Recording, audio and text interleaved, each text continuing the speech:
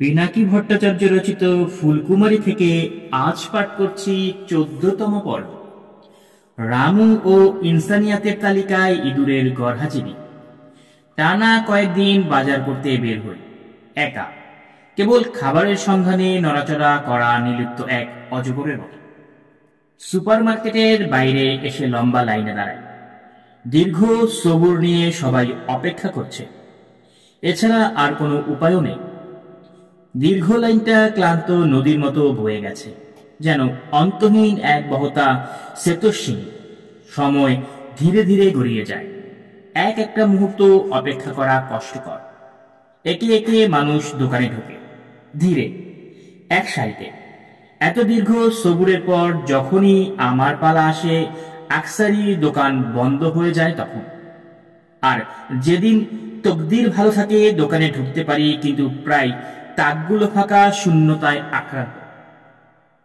এই একঘেয়ে রুটিন আমাকে আমার বগুড়ার শৈশবে ফিরে নিয়ে যায়।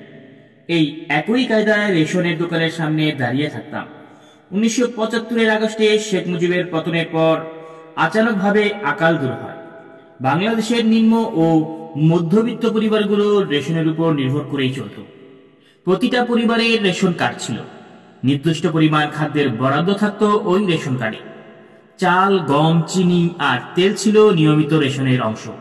কখনো কখনো সাবান আর গুঁড়া দুধ পাওয়া যেত। আর ঈদের সময় পাওয়া যেত সেমাই, গমের আটায় তৈরি ঈদের মিষ্টান্ন। আমাদের বাড়ির কাছে ছিল রেশনের দোকান। তখনও আমার বয়স ১০ হয়নি। মা আমাকে একাই সেই দোকানে পাঠাতেন। যেহেতু দাম দর করার কোনো মৌকা ছিল না, তাই আমি সবকিছু করতাম। দোকানের ম্যানেজারের নাম ছিল জয়নাল আবেদীন। বাংলাদেশের বিখ্যাত চিত্রশিল্পী নামে তার নাম। আমি তো কখনো আসল জয়নাল আবেদীনের ছবি দেখিনি, তাই শৈশবে আমি ভাবতাম তিনি সেই মশহুর চিত্রশিল্পী। অবশ্য এটাও মনে হতো, শুধু ছবি এঁকে কি কেউ পেট চালাতে পারে? তাই মনে হয় রেশনের দোকানে কাজ করতেন তিনি। আমি রেশনের জন্য জিনিস নিলেও কখনো চাল নিতাম না, কারণ চালে বাজে এক ধরনের গন্ধ থাকতো, আর থাকতো পোকায় ভরা। গম কিনলে সেটা নিয়ে মিলে যেতে হতো। মিলের বাতাসে ভাসমান ধুলা, ময়দার গুঁড়া আর তীব্র গন্ধে শ্বাস নেওয়া কষ্টকর হয়ে যেত। তবুও আমি সেখানে যেতে ভালোবাসতাম, কারণ গম ভাঙানোর পর ভুসিগুলো আমি আমার রামুর জন্য নিতাম। রামুর কথা তো তোমাকে আগে বলাই হয়নি। রামু আমার পোষা রাম ছাগল। আসলে রামু আমাদের বকরি না, বাবার এক দোস্ত বকরিটা আমাদেরকে দিয়েছিল ওর দেখাশোনা করার জন্য। খুব শান্ত স্বভাবের বাদামি রঙের রামু তেমন মিশুক ছিল না। উঠোনের কাঁঠাল গাছের ছায়াই ছিল ওর সবচেয়ে প্রিয় জায়গা। কাঁঠাল গাছের নিচেই থাকতো সারাদিন। ও বেশি ডাকাডাকি করতো না, সবাইকে আপনও মনে করতো না। শুধু আমার সঙ্গে ওর দোস্তি হয়েছিল। রামু যখন আমাদের কাছে আসে তখন ও ছিল একলা, কিন্তু কিছুদিন পরেই ওর দুটো বাচ্চা হয়। তাদের সেই দুধ আমাদের সঙ্গেও ভাগ করে নিতে হতো। রামু আমাদেরকে দুধ দিত, কোনো কোনো দিন ২ লিটার পর্যন্ত। অনেক দিন পরে আমার মনে হয়েছিল মা বরকির দুধ থেকে তার বাচ্চাদের বঞ্চিত করে আমার ও এক ধরনের অহিংসা তালিম নিয়েছিলাম। এই অহিংসার কথাই তো মহাত্মা গান্ধী বলেছিলেন। গান্ধীজি নিরামিষভোজী ছিলেন, কিন্তু কোনো এক কারণে বকরির দুধ খাওয়াকে তিনি গ্রহণযোগ্য মনে করতেন। দুধের মধ্যে রসুনের রস মিশিয়ে খেতেন তিনি। বরকির দুধকে বেছে নেওয়ার পেছনে তার বিশ্বাস ছিল গরুর দুধ মর্দামির জোশ বাড়ায়, আর এই মর্দামির জোশ তৈরি রাজনীতির জোশের চাইতেও বেশি হুঁশিয়ারির সাথে সামাল দিতেন। গান্ধীজির সেক্রেটারির নাম ছিল মহাদেব দেশাই। মূলত তিনি দুধের জন্য বকরি বাছাই করতেন। হররোজ তিনি বকরিগুলোকে ষাঁড় ধরে দাঁড় করাতেন এবং খুব হুঁশিয়ার ও গম্ভীর চেহারার প্রত্যেকটা বরকিকে খেয়াল করতেন। যে বরকিরা তার নজর বরদাস্ত করতে পারত না এবং মাথা নিচু করত, সেসব বরকিকে তিনি ধোঁকাবাজ বলে বাতিল করে দিতেন। আর যেসব বরকি তার চোখে নজর ঠিক রেখে তাকাতো, সেটাকে তিনি দুধের জন্য বাছাই করতেন। দুধ ছাড়াও গান্ধীজি প্রতিদিন মাত্র ১৪ পয়সার শাকসবজি খাওয়ার কানুন মেনে চলতেন, যার মানে আসলে তিনি রোজ ১ পদের সবজি খেতেন। তবে তিনি শুধু ১৫ কিসিমের শাকসবজি খেতেন। এগুলো পাওয়া বিরাট ঝামেলার কাজ।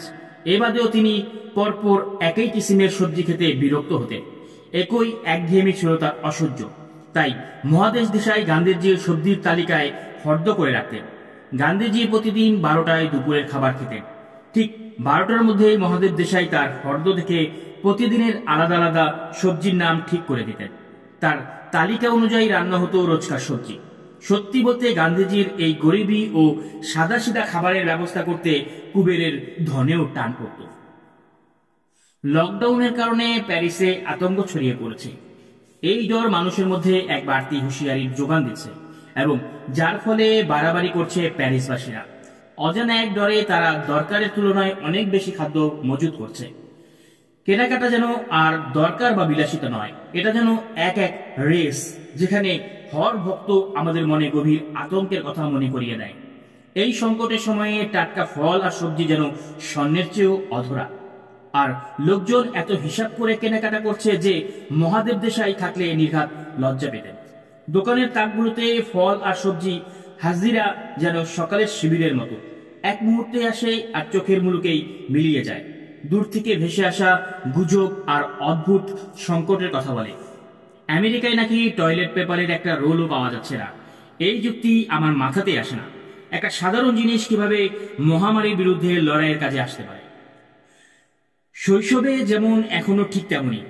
এখনো আমি শুধু নিজের জন্য বাজার করি না, তখন রামুর জন্য গমের ভুসি কিনতাম, আর এখন ফুলকুমারির জন্য ইঁদুরের খাবার খুঁজি। কিন্তু ইঁদুরের খাবার পাওয়া যায় না। দোকানে বিড়ালদের মতো কত বিচিত্র হরেক রকমের খাবার, কিন্তু ইঁদুরের জন্য কারো কোনো মাথা ব্যথা নেই। আমি প্রতিটা তাক, প্রতিটা কোণাকাঞ্চি ফুলকুমারির খাদ্য খুঁজি, কিন্তু পাই না। তখনই এক হকিকত আন্দাজ করতে পারি, মানুষের মায়া যেন বিড়াল পর্যন্ত এসেই থেমে গেছে। সামান্য ইঁদুর যে খুব অল্প খায়, তার কোনো মূল্যই তৈরি হয়নি। মানুষ তাকে গণ্যই করে না। মানুষের মায়ার ফর্দতে যেন কেবল ব্রাত্য, যার কোনো উল্লেখই নেই ইনসানিয়াতের তালিকায়।